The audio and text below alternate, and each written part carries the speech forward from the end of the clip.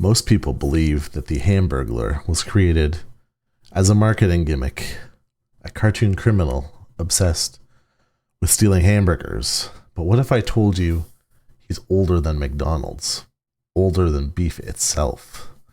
In this video, we'll walk through a complete ritual for summoning the Hamburglar, not as a mascot, but as a hungry, wandering archetype, a trickster spirit of desire, theft, and late-night drive-through impulse. You may laugh, that's okay, but many have summoned stranger things for far less satisfying outcomes. Now, before we begin, let's get one thing very clear. This is not a joke. This is a metaphysical process of meat-based manifestation. You are calling on a being whose diet is 100% symbolic. He feeds on cravings, unmet needs, and the deep human urge to take what we are told we don't deserve. That sounds like something you're not ready for. I recommend that you anoint a hoodie and come back when you are. Let's start with the entity itself. The Hamburglar is not a ghost. He's not a demon in the Abrahamic sense. He's an egregore, a psychic construct, born from the collective consciousness, fast food media, and our shared late capitalist hunger. He wears stripes not because he's a prisoner, but because he is the prison. He represents the chaos of desire, the urge to consume that which is forbidden, and when you summon him, you're not just calling on a cartoon. You are opening a psychic dialogue with the part of yourself that hoards, steals, craves, and devours. Respect that or don't, but either way, be prepared. So, to prepare for this ritual, you'll need the following items. A hamburger, any kind will do, but the more processed that it is, the better. A napkin or fast food wrapper that is bearing the McDonald's logo. So I recommend you just buy a hamburger from McDonald's and get both of those in one go. You will need a red candle, a fry container, empty or full is fine, and a spoken offering. We'll get to that in a bit. You'll also need a space of silence, somewhere that you can focus where you won't be judged. A car parked in the drive-through after hours is ideal, but a dark bedroom works too. Before you begin, refrain from eating meat for at least 24 hours. This isn't an ethical decision, but it'll help you build psychic hunger. You'll need to feel the void for the Hamburglar to arrive. So, the ritual, part 1, the circle of craving. You're going to sit cross-legged, place the hamburger in front of you, light the red candle and position it beside the hamburger. Place the napkin under your hand and the fry container to your left. Close your eyes and breathe deeply. Visualize every burger that you've ever eaten. The late-night Big Macs, the dollar store shame bites. Let the memories come. Let the cravings rise.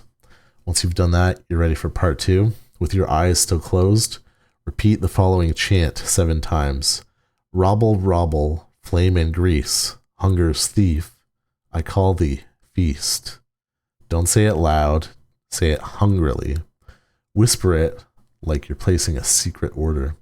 By the 7th time, you should feel something shift. A strange warmth, a sudden memory of ketchup, a rustle in the wrapper. And part 3, pick up the burger, hold it like a sacred relic, and say aloud, I offer meat in symbol and spirit. Come forth, masked one, robble me, and reveal my true hunger. Take one bite, just one, then set the burger down and wait.